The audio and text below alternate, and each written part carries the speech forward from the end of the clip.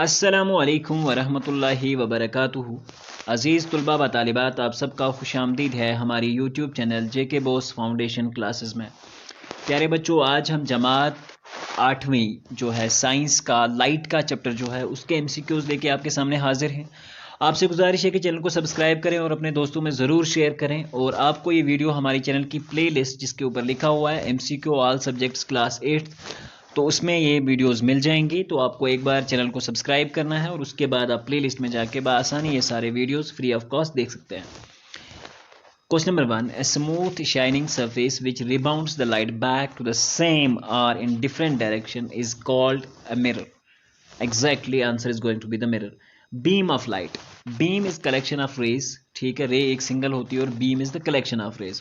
So beam of striking reflecting surface is called as incident ray. मान के चलो कि हमारे पास एक बीम आई, तो ये आपको मैं कुछ आइडियाज़ दे देता हूँ।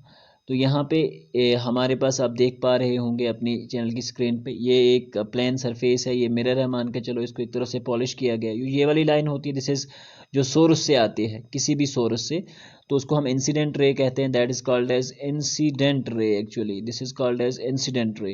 और ये जो होती है that is called as reflected ray. This is called as reflected. एक इमेजिनरी लाइन हम लेते हैं, that is called as normal.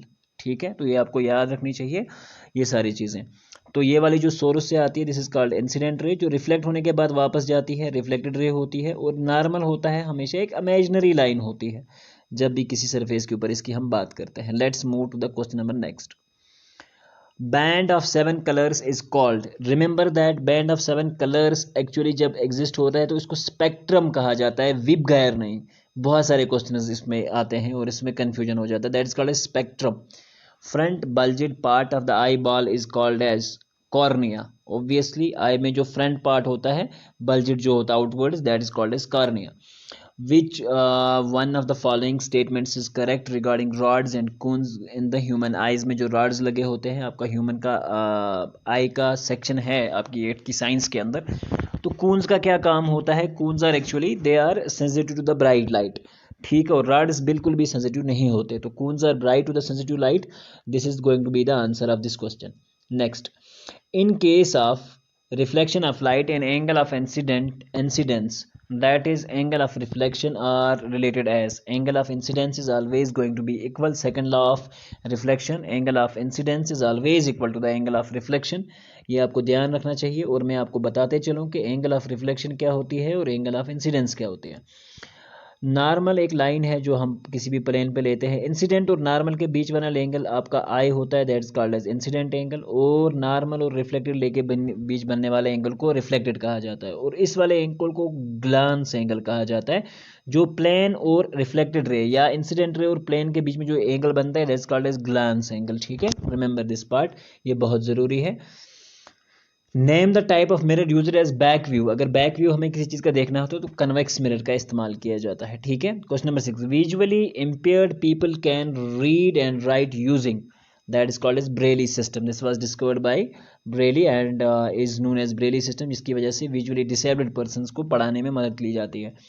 The image formed by the camera and simple microscopes are respectively, ये रियल होती है और ये फोटो जो कॉपी होती है वो रियल इमेज होती है।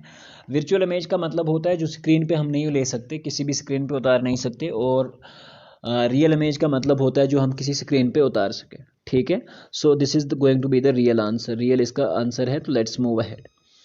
What is the angle of incidence of a ray if the reflected ray is at an angle of 90 degree to the incident ray? ध्यान रखना यहाँ पे बहुत ज़बरदस्त क्वेश्चन किया गया है कि आपका angle of incidence of a ray if the reflected ray is at an angle of 90 degree to the incident रे।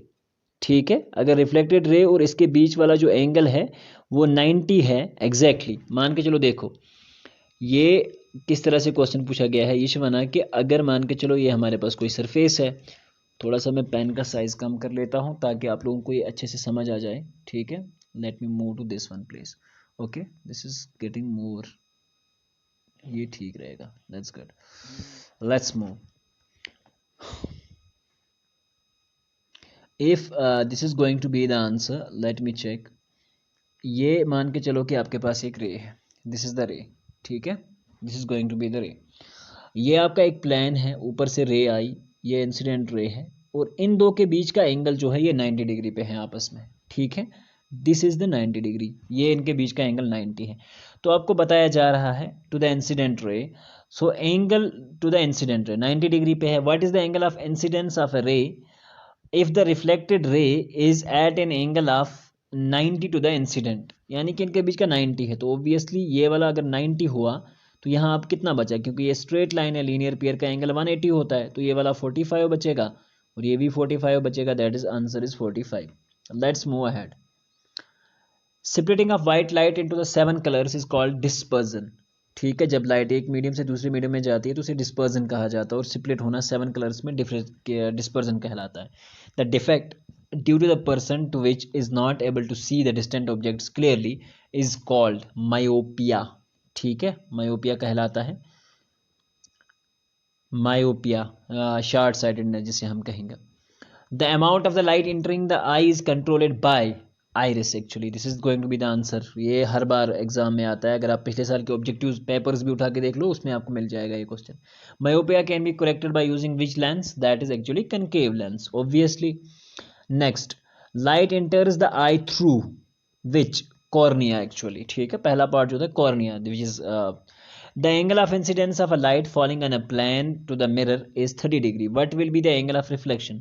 Obviously कितनी होगी 30 डिग्री, क्योंकि एंगल ऑफ आई और angle of r first law of reflection बराबर होता है, तो ये वाला 30 डिग्री इसका आंसर हो जाएगा। Question number 17, when we stand in front of our dressing table our left hand seems to be right and right seems to be, जब भी हम मिरर के सामने दिखते हैं तो अपना दायां हाथ बायां दिखता है, बायां लेफ्ट खोर चबासन दुचुन, दुचुन चबासन खोर, ठीक है, तो इसको कहा जाता है lateral inversion.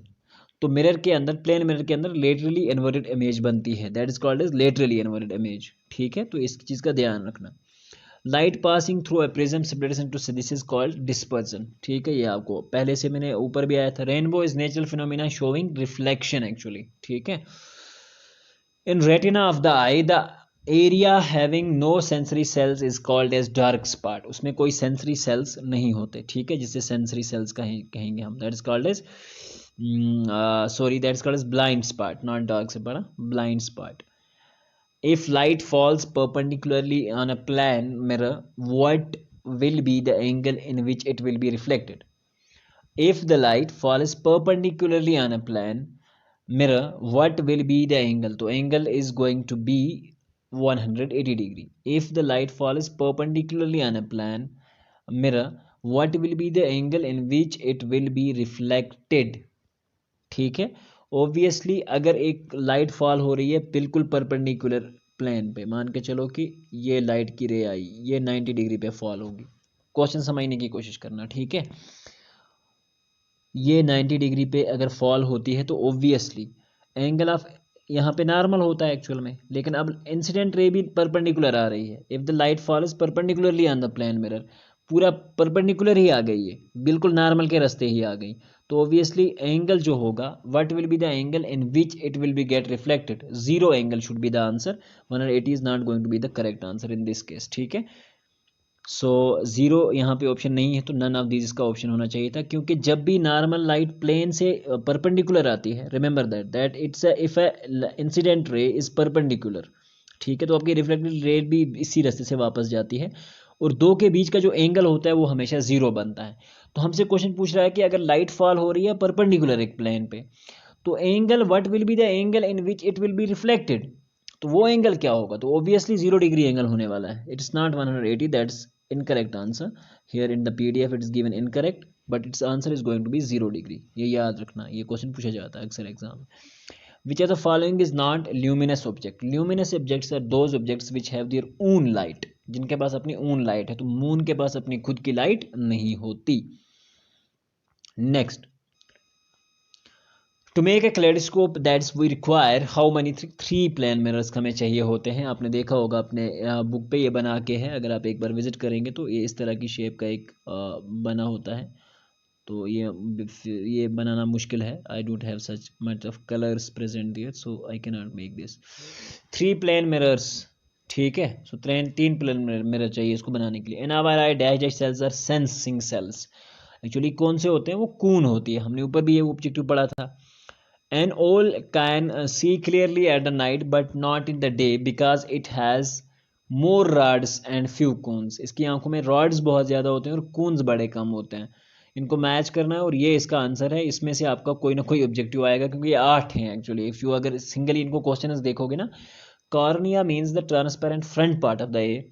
Pupil means it's actually a small opening of the cornea. Iris means controls the size of the pupil को control करता है. Retina a layer on which the impression of the image is formed. Blind spot ये retina होता है. It's a point on retina actually where there is no narrow endings. कोई narrow endings नहीं होती यहाँ पे.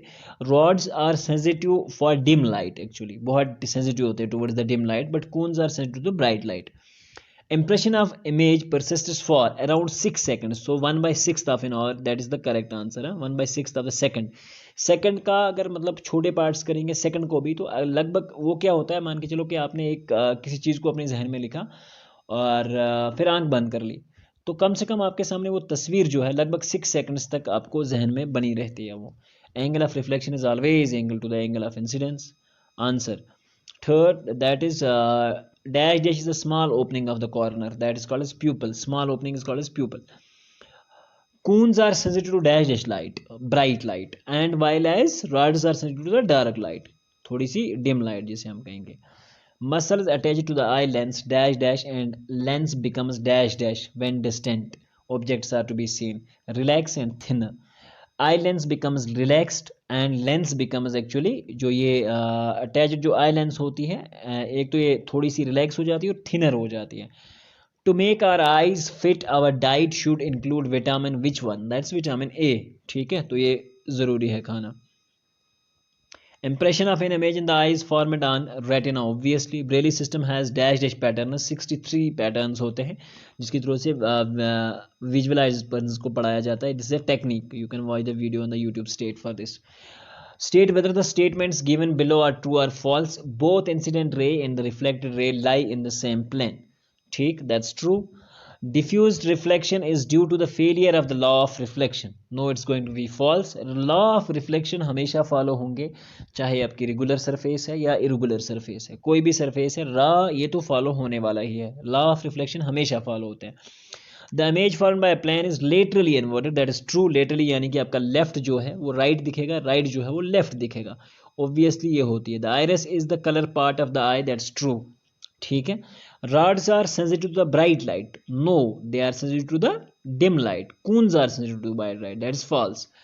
Changing of the thickness of the eye lens is called accommodation. That's true. Changing जो मान के चलो कि आपको कितनी एंगल का वो चाहिए होता है, आपको स्पेक्स चाहिए होता है, नहीं देखते, वो चेंजिंग एंगल करता है जब भी आप किसी के पास जाते हो, डॉक्टर के पास या कुछ. तो ये कुछ इंपॉर्टेंट क्वेश्चन थे जो हमने आपके साथ डिस्कस करे. उम्मीद करते हैं कि ये क्वेश्चन आपके एग्जाम में पूछे जाएंगे और आपको इससे बहुत इन्फॉर्मेशन मिलेगी. इसी तरह के क्वेश्चंस जो है अपनी बुक में थॉरली पढ़ना पड़ेगा अब आपको, क्योंकि ऑब्जेक्टिव टाइप एग्जाम आसान नहीं होता.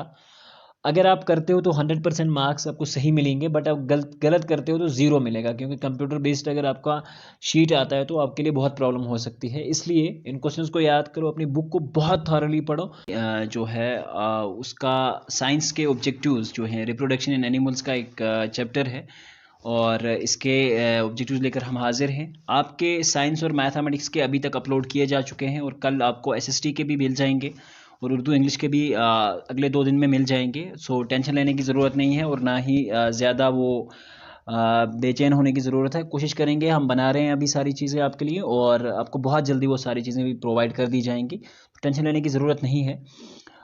आप ये सारी वीडियोस जो है हमारी प्लेलिस्ट में जाकर देख सकते हैं. वहाँ पे MCQs नाम के क्लास 8th MCQs नाम की एक प्लेलिस्ट बनी हुई है और उसमें आप सारे सब्जेक्ट्स के MCQs बआसानी देख सकते हैं. तो चलिए हम आज का अपना टॉपिक स्टार्ट करते हैं. पहला क्वेश्चन है, the number of the modes by which animals reproduce are. यानी कि एनिमल जो रिप्रोडक्शन का प्रोसेस होता है वो 2 तरह से होता है. एक होता है एसेक्सुअल रिप्रोडक्शन, एक होता है सेक्सुअल रिप्रोडक्शन. एसेक्सुअल रिप्रोडक्शन में मेल पार्ट्स जो होते हैं, मेल और फीमेल का कांटेक्ट नहीं होता है, बट सेक्सुअल रिप्रोडक्शन में मेल और फीमेल दोनों इन कांटेक्ट में होते हैं. Binary fission is observed in which, that is called as amoeba. Sexual reproduction is observed in sponge actually.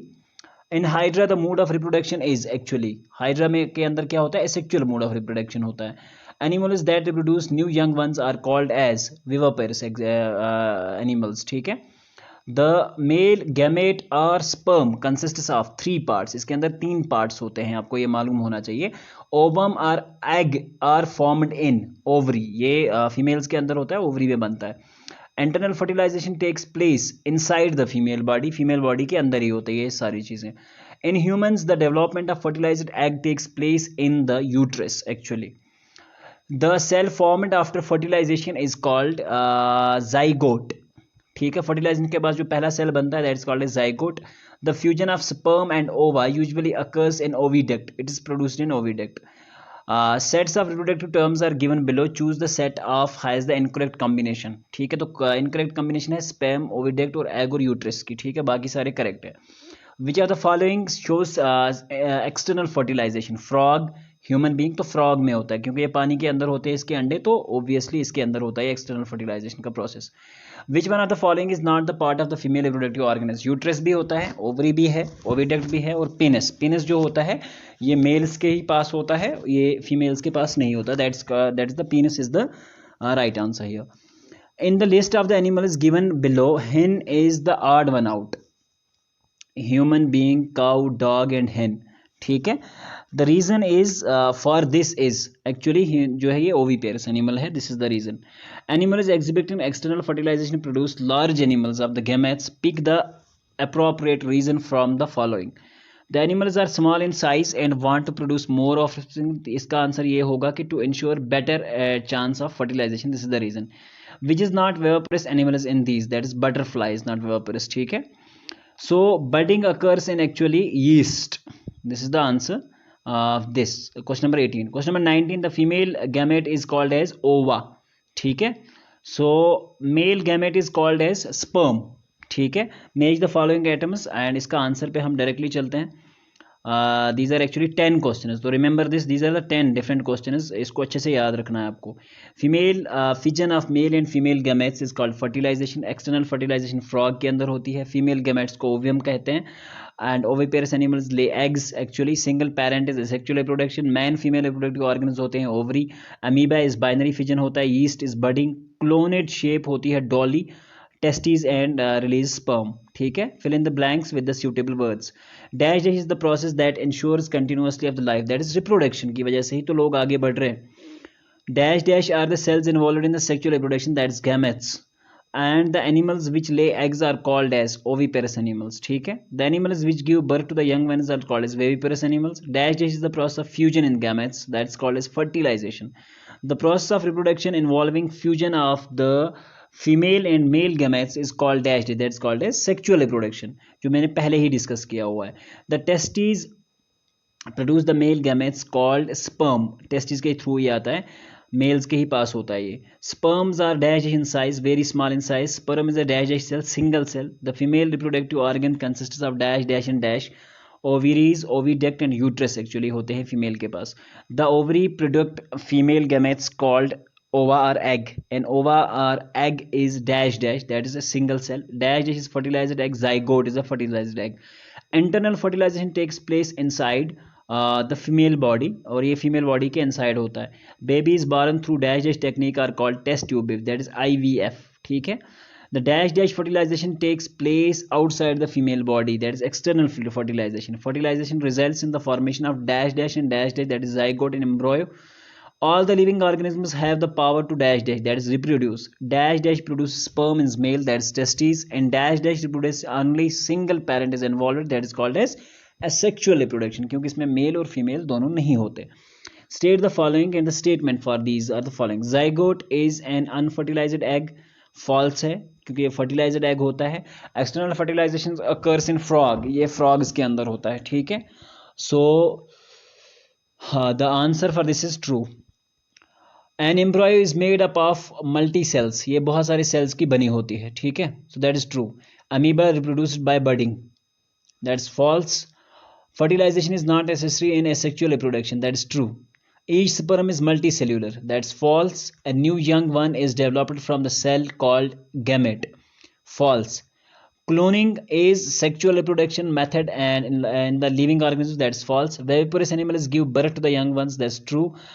Male gametes are sperms, that's called as true. Female gametes are ovum, that's correct, ovum. True. And starfish reproduce by external fertilization. That is true. Two individuals are not needed for sexual reproduction. That's true. Are needed actually. Internal fertilization occurs in dogs and cats. That's true. An embryo grows in the uterus. That's true. अस्सलामु अलैकुम वरहमतुल्लाहि वबरकातुहू। प्यारे बच्चों, कैसे हैं आप सब? उम्मीद है कि सब ठीक होंगे और खैर वाफियत से होंगे। सेहत में कुछ ख़राबी है और बहुत ज़्यादा ही कुछ ख़राबी है, इसकी वजह से कंटिन्यूसली वीडियो नहीं आ पा रहे हैं। But I will make sure कि एग्ज़ाम से पहले आपके सारे सब्जेक्ट्स के ऑब्जेक्टिव्स आप तक पहुंचाए जाएंगे बाय एनी मींस। अब हमारा एक ही मकसद रहता है कि एग्ज़ाम के टाइम पे बच्चों की हेल्प हो सके और वो बहुत अच्छे से हो सके। सो उसी रिगार्ड में आज का वीडियो लेकर हम हासिल है और आज की वीडियो में हम डिस्कस करेंगे क्लास 8 साइंस का जो pollution of air and water है। इसके कुछ एमसीक्यूज़ हैं हमारे पास और वो एमसीक्यूज़ हम आपके साथ शेयर करेंगे, उनके आंसर्स बनाएंगे, उसके पीछे रीजंस बताएंगे कि ऐसा क्यों होता है या ये सारी चीज़ें हैं थोड़ा सा, ताकि आपको जहन में रहे कि एग्ज़ाम में किस तरह के और किस पैटर्न पे क्वेश्चंस पूछे जा सकते हैं। तो चलिए, तो आज का वीडियो शुरू करते हैं। लेकिन वीडियो शुरू करने से पहले आपको बता दें कि चैनल को सब्सक्राइब करें और अपने दोस्तों में ज़रूर शेयर करें ताकि हर एक बच्चे को इससे फ़ायदा हासिल हो सके और आप एग्ज़ाम को अच्छे से क्वालिफाई कर सकें। पहला क्वेश्चन हमसे पूछा गया है कि which gas is the major pollutant of air, यानी कि प्लूटेंट से मुराद होता है कि जो ज़्यादा गंदगी हवा में फैलाता है वो कौन सा है। तो कार्बन मोनोऑक्साइड, जो फैक्ट्रीज़ वगैरह से निकलता है या मान के चलो कि धुएँ वगैरह की शक्ल में हमारे पास मौजूद होता है। ठीक है। The increased concentration of which gas is not responsible for global warming? Sulphur dioxide, nitrogen, carbon dioxide या मीथेन? नाइट्रोजन, क्योंकि नाइट्रोजन पहले ही हवा में प्रेजेंट होता है तो उससे ओजोन को या ग्लोबल वार्मिंग का कोई कंडीशन जो है वो नहीं होगा। Question number 3, in which year Ganga action plan was launched? So in 1985 it was launched actually. So 1985 is the correct answer. What are the radiations observed by CO2, carbon dioxide? So answer is going to be infrared radiations. बहुत simple सा answer है। What element is present in the exhaust of automobiles? जो automobiles का vehicles हैं हमारे पास या इनकी जो है कौन सा केमिकल एग्जॉस्ट में प्रेजेंट होता है? तो इट्स लेड एक्चुअली। ठीक है, तो इसका ध्यान रखना पड़ेगा, आपको ये याद रखना है। Phenomena of marble cancer due to acid rain, क्योंकि एसिड रेन मैंने आपको बताया था कि अगर आप ध्यान रखेंगे थोड़ा सा, जो हमारी पोल्यूशन होती है, पोल्यूशन की वजह से एयर के अंदर बहुत सारे एटे पार्टिकुलेट मैटर जो हैं वो जमा हो जाते हैं और ये जब बारिश होती है तो फिर ये एयर के साथ ये पोल्यूशन सारी नीचे आती है और नीचे आने की वजह से जिस भी इमारत पे गिरेगी, चाहे मार्बल पे गिरे चाहे किसी पे, तो उसे हम एसिड रेन कहते हैं। तो obviously acid rain is responsible for that. Solid और liquid particles dispersed in the air are called as, ठीक है, उनको क्या कहते हैं? एरोजल्स कहा जाता है। बहुत से आसान सा क्वेश्चन है ये। The type of pollution which is likely to affect Taj Mahal in Agra is great extent of air pollution regionally. Major cause of air pollution include burning of coal and petroleum, afforestation, deforestation, लिसाइंग। तो obviously burning of coal and petroleum से बहुत ज़्यादा pollution होती है। Bhopal tragedy was cause due to, Bhopal की जो gas tragedy हुई थी, बहुत बड़ा इंसिडेंट हुआ था, आपने ये बुक में पढ़ा होगा, I am not going to go in the detail here. तो ये लीकेज हुआ था पॉइजनियस गैस एक्चुअली। ठीक है, it was a leakage of actually a poisonous gas और उसकी वजह से हुआ था। Which are the following contents is most harmful in the aquatic animals?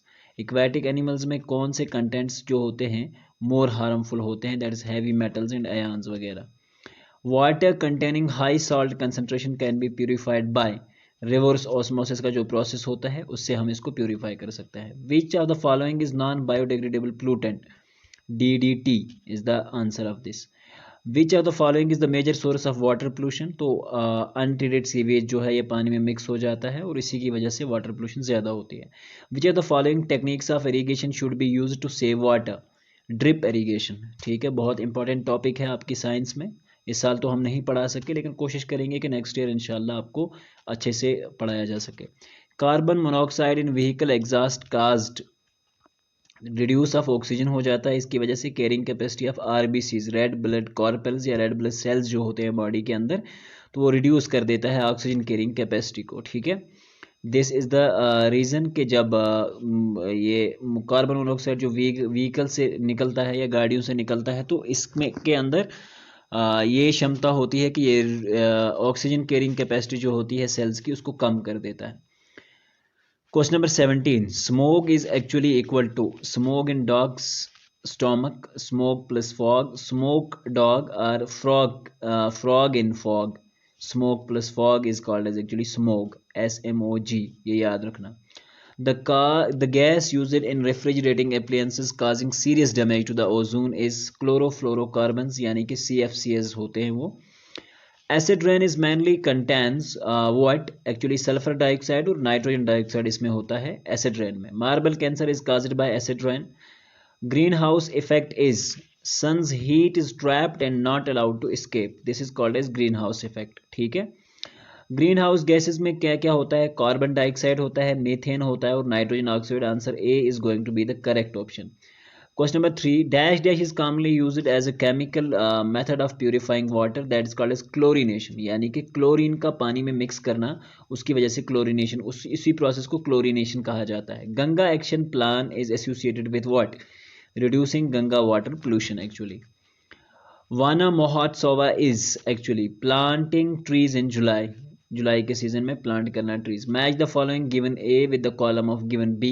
Green house gas है आपके पास, इसका मैं आंसर पे चलता हूँ। जो ग्रीन हाउस गैस है that's carbon dioxide actually. Infrared radiations absorbed by CO2. Oxidation affects the vegetation of nitrogen oxides. Sulfur dioxide is a pollutant gas. Condensed water vapor in air is called as fog. Asthma is caused by smoke. Smoke is actually smoke plus fog plus fumes. ठीक है। अब आपको fill in the blank पे भी question पूछे जा सकते हैं। Air contains the highest percentage of nitrogen. Most of the atmospheric air is contained in the atmospheric layer called troposphere में होता है ये। Stratosphere layer is the of the atmosphere protects us from what? Ultraviolet radiations. An odd combination of smoke and fog is called as smoke. Obviously दो बार आ चुका है question ऊपर। The solid or liquid particles dispersed in the air are called as aerosols. या तो आपके पास true false का भी option है, तो मैंने कम्बिनेशन करने की कोशिश करी है कि तीनों चीज़ें इसमें कवर अप हो जाएं। Carbon monoxide is a poisonous gas, that's true. Chlorofluorocarbon CFCs are not used in air conditioners, ये फॉल्स, वो यूज होते हैं। Infrared radiations are absorbed by oxygen, that's false, बिल्कुल भी नहीं। Ultraviolet radiations are absorbed by ozone, that's true. SO2 and CO2 of nitrogen oxides are pollutant gases. आई बात समझ बच्चों? तो यहाँ पे हमारा ये वीडियो मुकम्मल होता है। उम्मीद करते हैं कि ये क्वेश्चंस और इस तरह के क्वेश्चंस आपकी मदद करेंगे एग्जाम में। तो आपको बहुत सारे ऐसे और क्वेश्चंस भी आपकी बुक से मिल सकते हैं, बट हमने ट्राई किया है कि किस पैटर्न पे, यानी कि किस तरह से क्वेश्चंस पूछे जाएंगे, आपके जो कन्फ्यूजन्स होंगे वो क्लियर अप हो जाएंगे इस वीडियो के साथ। 25 क्वेश्चन है, उम्मीद करते हैं कि देयर अराउंड 40-45 क्वेश्चंस, तो आपके सारे क्वेश्चन आंसर इसमें हो जाएं। तो मिलते हैं इंशाल्लाह एक नए वीडियो में, जिसमें हम आपके साइंस का कोई और चैप्टर डिस्कस करेंगे। सबसे पहले आप प्लेलिस्ट में जाकर चैनल के ऊपर बेल आइकन के ऊपर प्रेस करें, वहाँ प्लेलिस्ट बनी है और उसमें MCQs का एक प्लेलिस्ट बना हुआ है, आप उसमें जाएं और वहाँ से अपने वीडियोस तलाश करके लिखें। अस्सलामु अलैकुम वरहमतुल्लाहि वबरकातुहू। प्यारे बच्चों, क्या हाल चाल है? आप सब ठीक हैं? उम्मीद है कि आप सब ठीक होंगे, खैर व आफियत से होंगे और अपने एग्ज़ाम की जो तैयारी है वो कर रहे होंगे। हमारी कोशिश यही रहती है कि हम आप तक किसी भी तरीके से पहुँचें और किसी भी तरीके से आपको वो इन्फॉर्मेशन बताएं जो आपके किसी तरीके से भी काम में आ सके। तो आज का टॉपिक जो है वो हम कुछ ऑब्जेक्टिव्स लेकर आए हैं। साइंस का एक चैप्टर है आपका chemical effects and electric current में से लिया गया है, आपकी केमिस्ट्री का ये टॉपिक है। बट होपफुली हमने कुछ क्वेश्चन इसमें से जो हैं लिए हैं। तो आपसे गुजारिश है कि आप अपनी बुक को भी थॉरली पढ़ें और बुक के पीछे जो टेक्सचुअल वर्क है उसको ज़रूर याद करें, क्योंकि वो एग्ज़ाम में पूछा जा सकता है। तो बाकी क्वेश्चंस हमने कोशिश करी है कि इसमें हम ज़्यादा से ज़्यादा क्वेश्चंस को कवर अप कर पाएँ, लेकिन अगर हम बड़ी वीडियोस बनाएंगे तो बहुत टाइम लग जाता है उसमें। तो इसलिए हमने कोशिश करी है कि कुछ इंपॉर्टेंट जो ऑब्जेक्टिव्स हैं जो पूछे जा सकते हैं वो हम इंक्लूड करें। तो चलिए आज का वीडियो हम स्टार्ट करते हैं। आपको ये वीडियो हमारी प्लेलिस्ट में मिल जाएगा और इसके रिलेटेड बाकी सारे वीडियोस भी जो है वो प्लेलिस्ट में मिल जाएंगे। बहुत सारे बच्चे इंग्लिश और उर्दू के लिए कमेंट कर रहे हैं, but you have to wait 2 और 3 डेज़ में सारी चीज़ें जो हैं अपलोड होकर तुम तक पहुंच जाएंगी। और चैनल पर बने रहिए, अपने दोस्तों के साथ ज़रूर शेयर करें ताकि हर एक को इससे फ़ायदा हासिल हो सके। चलिए तो आज का टॉपिक हम शुरू करते हैं। Which are the following the bad conductor of electricity, यानी कि इलेक्ट्रिसिटी को कंडक्ट नहीं करता है इसमें से। तो डिस्टिलेट वाटर जो होता है वो इलेक्ट्रिसिटी को कंडक्ट नहीं करता। Question number 2, which are the following does not conduct electricity, sugar solution जो है वो बिल्कुल इलेक्ट्रिसिटी को कंडक्ट नहीं करती है। ठीक है बच्चों। An electric current can produce heating effect, chemical effect, magnetic effect. Obviously ये तीनों इफेक्ट्स इलेक्ट्रिक करंट से हो सकते हैं, तो ऑल ऑफ दिस का एग्जैक्ट आंसर होगा। क्वेश्चन नंबर 4, प्योर और distilled water is a poor conductor, good conductor, both A and B, and none of these. तो poor conductor of electricity, obviously. Which of the following is a good conductor? Brick, steel, plastic, or cotton? तो steel is going to be the answer. Steel is the correct answer. Polythene is dash dash. That is actually a conductor and insulator, both and this. Polythene is actually an insulator. Insulator means which does not connect current. जो बिल्कुल भी connect को current ना करे, current ना ले या पास ना होने दे। सेमी कंडक्टर होता है जो पार्शियली करंट को पास करे, और कंडक्टर होता है जिसमें अच्छे से कंडक्टर, जैसे आपके पास एल्युमिनियम की वायर बाहर लगी हुई है। Electroplating is based on which chemical effect of electricity? Obviously इसको that is called as electroplating, और आपने इस अपनी बुक में पढ़ा होगा कि but actually electroplating is copper is a good conductor and insulator, so copper is a good conductor, more aluminium से भी अच्छा है। ठीक है, बट एल्युमिनियम की वायर्स हम इसलिए यूज़ करते हैं क्योंकि ये कम कास्टली होती हैं, और अदरवाइज अगर कॉपर की हम यूज़ करें तो वो बहुत महंगी पड़ेंगी। Waste from electroplating factory must be disposed of according to the disposal guidelines of the waste management bodies. जिस तरह से वो चाहती हैं इस तरह से, नहीं तो ये बहुत हानिकारक हो सकता है। एंड इलेक्ट्रोलाइट, इलेक्ट्रोलाइट किसे कहते हैं? एक्चुअली एक लिक्विड दैट कंडक्ट्स करंट। ऐसे लिक्विड को जो करंट कंडक्ट करता है उसको इलेक्ट्रोलाइट कहा जाता है। Flow of electrons is called as electric current. ठीक है, flow of electrons is always called as electric current, and या आप फ्लो ऑफ चार्ज भी कह सकते हैं। Which is not a negative electrolyte? Non electrolyte, ethyl alcohol, sodium chloride, urea और sodium solution. तो सोडियम क्लोराइड जो होता है ये इसका आंसर है। An electric lamp glows due to heating effect की वजह से ग्लो होता है। Electroplating prevents what? Actually corrosion. ठीक है, which of the following is not used for electroplating metal articles? Sodium is not used for that. Iron object can be protected by electroplating them with all of these. Chromium भी कर सकते हैं आप, निकल भी, zinc का भी इस्तेमाल कर सकते हैं। In LEDs no longer LED wire is always connected to the dash dash terminal. ठीक है, पॉजिटिव टर्मिनल के साथ कनेक्ट की जाती है। Tap water is a good conductor of electricity while distilled water is not, because distilled water do not contain salt. उसके अंदर salt नहीं होता। और मैंने आपको अगर वैसे मैंने साइंस का कोई सब्जेक्ट नहीं पढ़ाया अपने यूट्यूब चैनल पे, तो आई यूजुअली कंटेंट, क्योंकि मैं ऑफलाइन क्लास में पढ़ाता हूँ, तो द रीज़न इज़ दैट क्योंकि स्पेसिंग फिल हो जाती है, और एक जो इलेक्ट्रो स्पेसिंग होती है किसी भी केमिकल के अंदर, वो स्पेसिंग फिल हो जाती है। सॉल्ट जब डिजॉल्व होता है तो ये कंडक्टर की तरह बिहेव करता है, लेकिन डिस्टिल्ड वाटर के अंदर ये सारी चीज़ें प्रेजेंट नहीं होती। When electrodes are immersed in water, the electricity passed in bubbles formed on the positive terminal is actually which gas? That is oxygen gas. आई बात समझ? When electrons are immersed in the water of an electricity is passed, the bubbles formed on the negative terminal is actually the gas that is called as hydrogen gas. उस पे negative terminal पे hydrogen और positive terminal पे oxygen होता है, ये बात याद रखना आप। Why do we add little dilute sulfuric acid sulfate solution during electroplating? इसका आंसर है to increase the conductivity. Obviously हम चाहते हैं कि ज़्यादा करंट पास हो। A coating of dash dash is deposited and iron protect it from corrosion and forms of the rust. That is called as zinc. ठीक है, coating of zinc is adopted actually. Chromium plating is done in many objects such as car parts, bath taps, kitchen gas stoves, etc. Why? इसलिए की जाती है कि it does not corrode but prevent scratch. एक तो scratch भी prevent करती है और क्रोजन से भी बचाती है। ठीक है, the process of depositing of a layer of any desired metal into the other material by means of electricity is called electroplating. ठीक है, इलेक्ट्रोप्लेटिंग एक्चुअली क्या होती है? ये एक लेयर है, depositing of a layer of an desired metal, एक दूसरे लेयर की मेटल की लेयर डिपॉजिट की जाती है एक मटेरियल के ऊपर इलेक्ट्रिसिटी की मदद से, इसको इलेक्ट्रोप्लेटिंग कहा जाता है। Some liquids are good conductors of electricity and some are poor conductors. Which one is the poor conductor? Acidic solution, alkaline solution, common salt solution, distilled water. So distilled water is the answer. Question number 26. Tin can use for storing food are made by electroplating tin into iron. Why? The reason is tin is less reactive than iron. Iron से बहुत कम reactive होता है, यही reason है। Match the atoms given in the column first suitably within those columns of second. तो इसका answer ये नीचे बताया गया है। Closed path means electrical circuit जो होता है ये closed path होता है। LED is light emitting diode. Carbon rod is electrodes. Galvanization is coating with zinc is called as distilled water poor conductor of electricity. Salt solution good conductor होती है.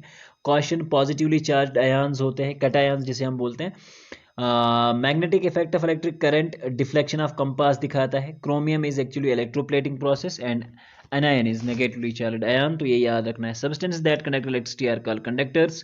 Substances that do not are called as insulators. ठीक है, that partially conduct एक तीसरा option होना चाहिए था, और वो क्या होता है आपका सेमी कंडक्टर डिवाइस जो पार्शली थोड़ा थोड़ा करंट पास होता है उसमें से. ठीक है, a cation is of a charger that is always a positive, और एनायन की नेगेटिव चार्ज होती है, ये याद रखना. Some liquids are dash dash conductors of electricity and some are this.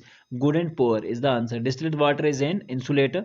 Distilled water when mixed with the salt becomes a dash dash, that is good conductor. Light emitting diode given when and dash is electric current flows through when a weak current flows through. The passage of electric current through the conductors through the conducting solution causes chemical reaction. Obvious है. Change in color is an example of dash dash effect of color. That is chemical effect. Chemical mix करने से जब color change होता है, that is called as chemical effect. So third is the dash dash wires attached to an LED. How many wires are actually? एक positive एक negative, तो दो wires होती हैं. In an LED, the longer lead is attached to dash dash terminal of the battery and the shorter lead is attached to dash dash. One is positive and another is negative lead. ठीक है. Chromium has dash dash appearance, shiny appearance. Chromium की जो होती है वो बिल्कुल shiny appearance होती है. Distilled water is made by removing all. Distilled water जो होता है is made by removing all impurities. Distilled water में क्या काम किया जाता है कि सारी impurities को क्या होता है remove किया जाता है. ठीक है. Iron tends to dash dash and dash dash, corrode and rust.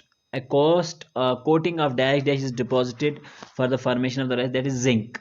An electric lamp glows due to dash dash effect, that is heating effect. Electrodes are always conductors. The deflection in dash dash shows the current is passing. Magnetic compass. The dash dash not corrodes easily, that is chromium actually. An electrolyte is a liquid. State whether the following statements are true or false. Rubber is a good conductor of electricity, ये false है, rubber conduct नहीं करता. Plastics are poor conductors of electricity, that's true. All liquids conduct electricity, that's false, सारे liquid नहीं करते. Distilled water is free of salt, that's true. Pure water conducts electricity, that's false, ये नहीं करता है जब तक इसमें साल्ट मिलाया जाए. अगर आपको पूछा जाए तो साल्ट मिलाया जा सकता है. Most liquids that conduct electricity are solutions of acid, bases and salts, that's true. Electroplating is based on the magnetic effect of electricity, that's false. Small amount of some mineral salts are naturally present in dash dash in water, that's true. Chromium is carcinogenic actually, that's true. An electric bulb glows due to the chemical effect of electricity, that's false. Distilled water when mixed with salt conducts electricity, that's true. LED is an electric bulb which is used to in the tester, exactly, that's true. Deflection of the compass needle is due to magnetic effect of current, that's true. When the electric current is passed through the copper sulfate solution, copper and sulfate ions are dissociated actually, true, that's true. In the LED bulb, the shorter lead is connected to the positive terminal of the battery, that's false. That is shorter is connected to the negative actually, that is the answer. Electric current produces a magnetic effect, that's true. Some liquids are good conductors of electricity and some are poor conductors of electricity, that's true.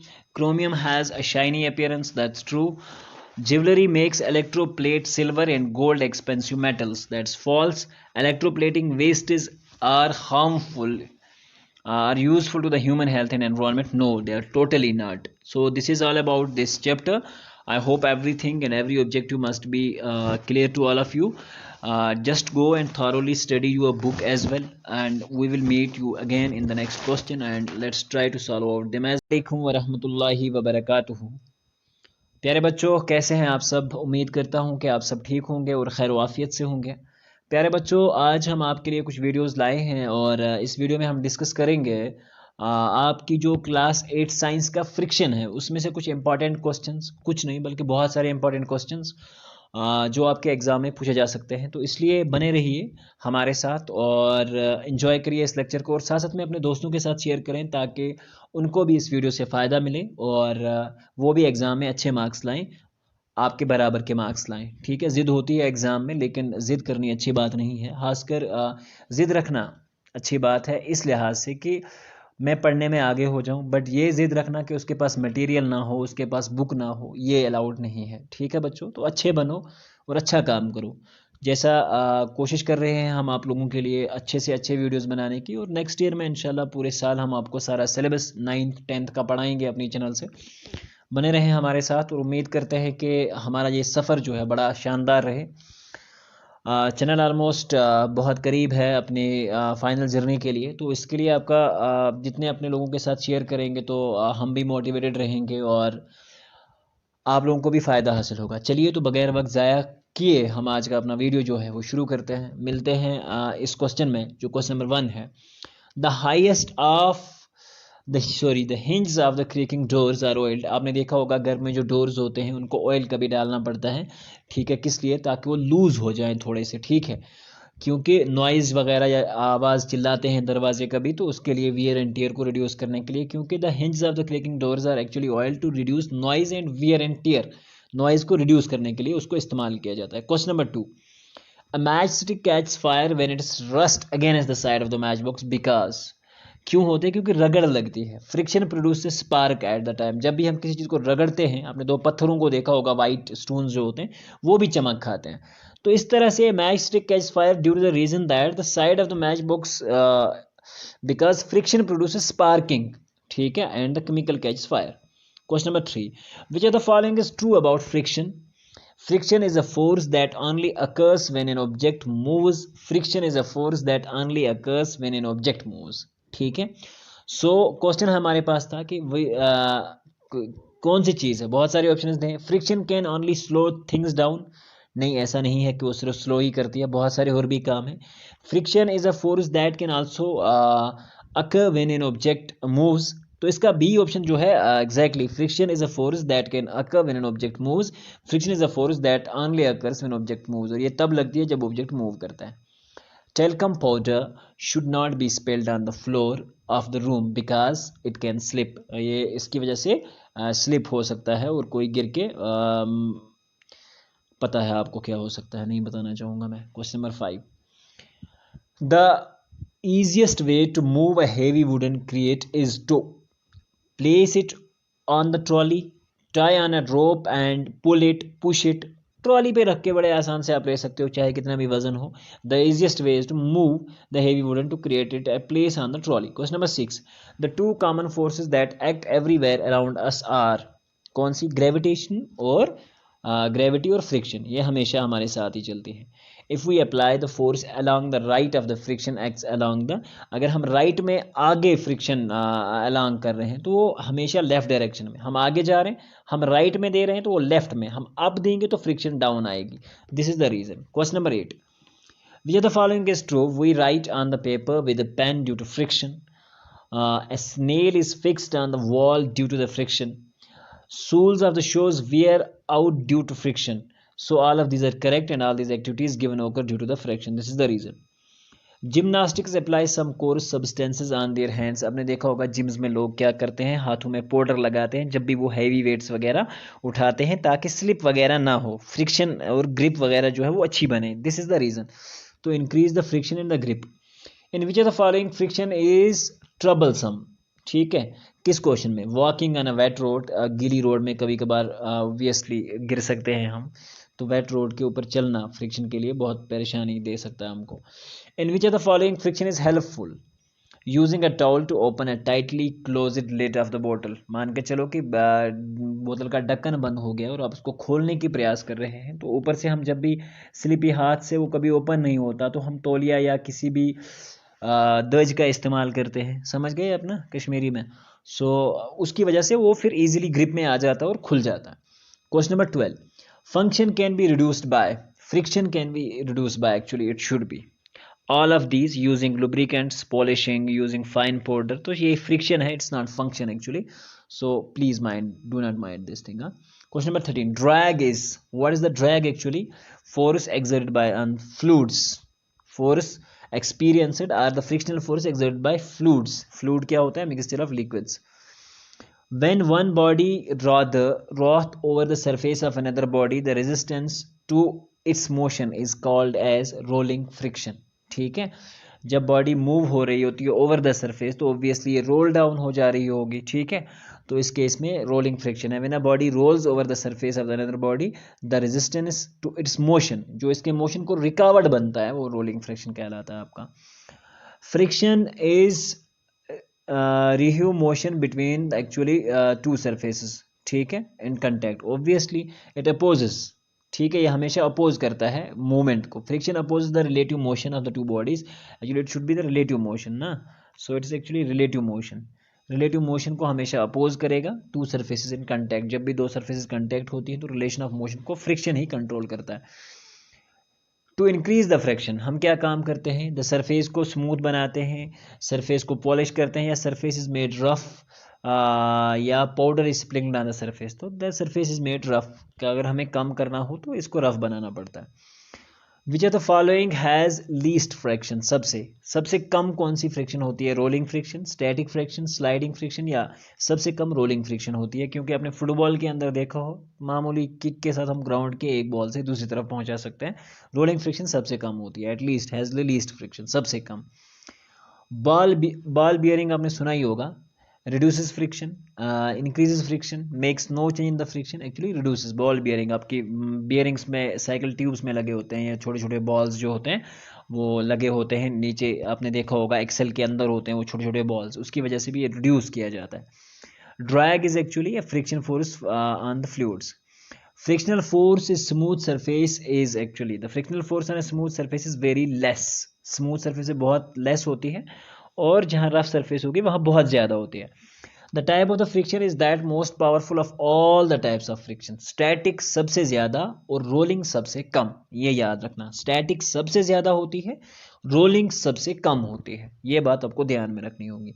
Static friction is the most powerful of all the types of friction. When two objectives are already moving, objects are already moving, और the friction between them is called as sliding friction. दोनों move हो रहे हैं, एक right एक left, तो दोनों के अंदर स्लाइडिंग फ्रिक्शन होती है। Question number 23, ball bearing are used to convert static friction into which one friction, that is called as rolling friction. क्योंकि स्टैटिक होती है ना, पहले अगर आप एक्सेल को देखोगे वो स्टैटिक होता है एक ही जगह पे, तो उसको रोलिंग में चेंज करने के लिए, घुमाने के लिए, उसका फ्रिक्शन कम करने के लिए उसको रोलिंग फ्रिक्शन में चेंज किया जाता है। To convert the static sliding friction into the rolling friction, the heavy luggage carriers are attached to the with their base chains, tyres लगे होते हैं, आपने देखा होता है ना, व्हील्स वगैरह जो होते हैं वो नीचे लगाए होते हैं बैग्स में, बड़ी ट्रॉलीज के अंदर। This is the reason, wheels are the answer.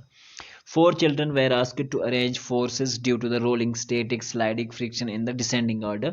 तो their arrangement descending order में, मैंने अभी आपसे सबसे कहा कि स्टैटिक सबसे ज़्यादा, स्लाइडिंग इन बिटवीन होती है, रोलिंग से ज़्यादा होती है बट स्टैटिक से कम होती है, तो स्टैटिक, स्लाइडिंग एंड रोलिंग, ठीक है। Question number 6, Alida runs her toy car on the dry marble floor, wet marble and floor, newspaper and towel spread on, ठीक, the floor. The force of the friction acting on the car in different surface in increasing order will be like this: newspaper, towel, dry marble, floor, wet marble and floor. This is could be the reason, because the force of the friction acting on the car on different surfaces is increasing order will be wet marble, floor, dry marble, floor, newspaper and towel. Question number 27, the force of the friction between two bodies is always parallel to the contact forces, और ये हमेशा parallel होती है, इसलिए मैं बाकी कोई option आपको नहीं बता रहा, वो जहन में भी ना रहे। पैरेलल टू कंटैक्ट फोर्स होती है दो बॉडीज के बीच में, ये ध्यान रखना। A coin pushed on the table stops due to, the reason is no forces act on it, इसके ऊपर कोई फोर्स एक्ट नहीं करती है। A coin is pushed on the table stops because the table exerts a frictional force on it. This is the reason. The main cause of the wear and tear of the machine is due to friction acting on between the different parts, moving parts के बीच में जो friction होता है उसी की वजह से ये खराब हो जाती हैं चीज़ें। Ball rolling on the floor stops due to frictional force. By ball rolling means on the floor stops due to the frictional force. This is the reason. A का B के साथ, और इसके डायरेक्ट में आंसर पे चलता हूँ। Sparks are produced when the pair of scissors is sharpened against the grinding wheel. तो friction produce heat, that is the reason. A piece of chalk wears out as it is used on a blackboard. Friction causes wear to tear. आपने देखा होगा चाक से लिखते हुए कभी टूट जाती है क्योंकि वो फ्रिक्शन उस पर अप्लाई होता है, यहाँ से भी फोर्स हम लगा रहे होते हैं। ट्रॉलीज है wheels, because rolling reduces friction. The leather soles of a new shoes are rubbed into a rough surface. उनको रफ या टायर्स आपने गाड़ियों के अंदर भी देखा होगा ना, टायर्स में वो निशान बनाया जाता है। तुम छना हंग तुम मंगे टायरन तुम नक्श बनाइथ कहें चेक चा यह कि ये स्लिप से बचे। This is the reason. A surgeon John Porter has hands before pulling on the plastic gloves, that is it acts as a lubricant. This is the reason. Question number 2 और इसका answer पे चलते हैं हम direct.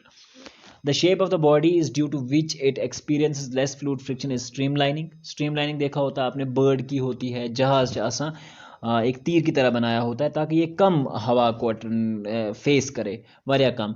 अगर बस को देखें हम, बस ऐसा शो बनाए या ट्रक ऐसा शो बनाए यल ही शो, ठीक है। तो जहाज का ऐसा क्यों नहीं होता, ताकि ये क्यों होता आगे से स्ट्रीम ये कैसे ऐसा एक तीर ही बनाए, तो इसके पीछे ये मतलब जहाज ऐसा फ्रंट पार्ट, जहाज का जो फ्रंट पार्ट होता है इट लुक लाइक दैट, ये ऐसा एक बनाए लाइक दिस। तब ऐसा रीजन, इसके पीछे रीजन ये है कि ये जो एयर आ रही है यहाँ से यहाँ से यहाँ से ये कम एक, और ये ऐसे स्लाइड हो जाती है। वह अगर ट्रक बना हो इत पोइट, ठीक है, ये नहीं है ना पथ कुंदरित, दिस इज द रीजन कि ये नहीं होता है, this is the fact behind this, ठीक है। तब ऐसा स्ट्रीमलाइन बॉडी इसी को कहते हैं। So the friction called into play when a body just slides over another body, sliding friction। जब हम slide करते हैं तो sliding friction होगा obviously। Friction called into play when two bodies in contact with each other is do not move on the application of force, that is called as static friction। The opposing force called into play when the surfaces are contact, that is called as friction। तो फिर से एक column वाला question है, use of ball bearing किसकी वजह से होती है, और this is the reason friction को रिड्यूस करने के लिए। Tyres are treated as friction is increased, the substances reducing friction lubricants obviously। jar in the mixture becomes hot, friction reduces heat, ठीक है। So second, state whether the following statements are true। A new truck tire will cause less friction with the road in an old, a new truck tire will cause less friction, उसको बहुत कम friction देखने को मिलेगी, नहीं, this is not going to be the correct, this false. State the following as a stud. A new truck tire will cause less friction with the road that an old worked out tire, ठीक है। देखो old घिस चुका होगा, old वाला जो tyre होगा वो बहुत हो चुका होगा, तो ऑब्वियसली उसमें फ्रिक्शन के चांसेस जो है वो बहुत कम रहेंगे, तो इसमें कम नहीं होगा, नए वाले टायर में फ्रिक्शन ज्यादा रहेगी, that is the reason, it is false. Question number 2, oil is applied on the machine to increase the friction, false, नहीं, इंक्रीज नहीं किया जाता है, कम करने के लिए। Sliding friction is much lesser than rolling friction, तो फॉल्स है स्टेटमेंट, ठीक है, क्योंकि सबसे कम रोलिंग फ्रिक्शन होती है, ये बोल रहा है स्लाइडिंग उससे भी कम होती है, तो ये फॉल्स होने वाला है। Friction between the two surfaces can be reduced by polishing the surfaces, that is true। Friction is the force that slows down and keeping them from moving, that's true। Wheels reduce the friction between the moving body on the ground, that's true, that's going to be the true, that is the true answer। Let's move to the next, that is question number 7। Powder applied to a carom board increases friction, ये increase करती है friction को, what is the reason? No, it decreases the friction, ना कम होता है, तब ऐसा point और your nuts, this is the reason। Friction helps you to walk more easily on a slippery surface, that's false। Friction acting on a moving body always acts in the direction of the motion of the body, that's false। Friction of air makes the meteors burn, that's true। Friction can produce heat, that's true। Rubbing of our palms makes us feel cooled, rubbing of हाथ को करके देख लो, हाथ को अभी सर्दी लग रही होगी ना, तो करो हाथ को गर्म, तो गर्म होता है ना, ये ट्रू फॉल्स होने वाला है। Rubbing of our palms makes us feel cool, that's false। Striking of the matchstick produces fire by the friction, that's true। Soles of the shoes and the tires are treated to decrease friction, that's false। Friction opposes the fixing of the nail in the wall, that's false, that's not the correct answer। Friction opposes the dash between the surfaces, relative motion। Friction depends on dash nature of the surface, friction depends on dash nature of the surface, that is friction produces heat, exactly। Sprinkling of powder on the carom board reduces friction, sliding friction is less than the static friction, that's true। The force which opposes the motion of the body is called friction, friction is more on dash and then dash, rough and smooth, दोनों में options आएंगे। The friction between these moving parts can be dash by putting some machine oil on lubricants, that's decreased कर सकते हैं हम। Dash are used as machines to protect their surfaces from wear and tear caused by lubricants। Smooth surfaces friction, ठीक है, reduce friction. Soapy floor is slippery due to the friction, less friction. Friction increases with increase in roughness. Dash dash between two surfaces interlock to produce friction. Irregularities आपने पढ़ा होगा. मान के चलो कि ये आसान दो सरफेस के बीच में आपको ये एक सरफेस ऐसे है, ब्याक से कित पड़ बने जो इसके अंदर फिक्स हो जा रही है. तो ये दोनों सरफेस को अगर हम रखेंगे ऐसे, मान के चलो कि ये इत पड़ बनाइत, तो ये इन रेगुलरिटीज़ में आपस में मैच हो जाती हैं. दिस इज़ द रीज़न, ठीक है, ये एक बड़ा बड़ा रीज़न है. Question number 10. That is the shape of the object moving in fluid is dash dash to overcome friction exerted by the liquid, that is streamline. This is the reason. Friction always works in dash dash opposite direction. And friction is not extreme that the moving bodies will never stop. Grooves on the tires increase the friction. ठीक है. Dash dash enable us to move by providing a force that prevents us from slipping. That is friction. Rolling friction dash dash is smaller than the sliding friction. The friction comes into play when the we try to move on an object at rest, that is static friction. Static friction जो है वो counter हो जाती है उस time पे, ठीक है. that's the reason. So this is going to be the end of this session today. I hope everyone has enjoyed these all questions and hope the things are clear. एक बार क्या काम करना है कि इस वीडियो को आसान से देखना है, क्वेश्चंस को राइट डाउन करना है, लिखना है, उनकी प्रैक्टिस भी हो जाएगी और जहन में याद भी हो जाएंगे, फिर एग्जाम में कोई प्रॉब्लम नहीं होगी. मिलते हैं एक अगले वीडियो में जिसमें हम डिस्कस करेंगे आपकी साइंस का कोई टॉपिक. और वैसे मैथ्स और साइंस जो है वो कम्प्लीटली अपलोड कर दिया जा चुका है, आप जाके देख सकते हैं. और चैनल में आपको MCQs बनाए हुए एक प्लेलिस्ट मिल जाएगा, उसमें आपको एक बार जाना है और उसको देखना है. तो मिलते हैं अगले वीडियो में, जब तक के लिए अल्लाह हाफिज़.